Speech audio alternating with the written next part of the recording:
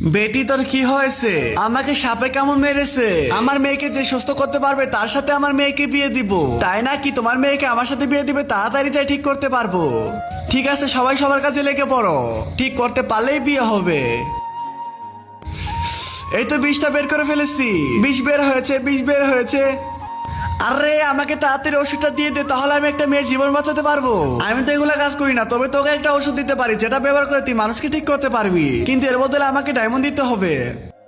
চৌমন্তার চু কালিকত্তার গু, এই নে নাগরাজ, আমি এসে পড়েছি আপনার মেয়ের জীবন বাঁচাবো। এই নাগমণি দিয়ে আপনার মেয়ের জীবন বাঁচাবো আমি। এই তো আমি ভালো হয়ে গিয়েছি। নাগরাজ, এটা আপনি আমার সাথে নাইমসাফি করলেন। আপনি ওকে সুযোগ দিলেন, আপনি আমাকে সুযোগ দিলেন না। ঠিক আছে, আমার মেয়েকে আবারও মেরে ফেল, আবারও বাঁচিয়ে তো ভালোই হয়েছে, আমাকে সুযোগ দিয়েছেন।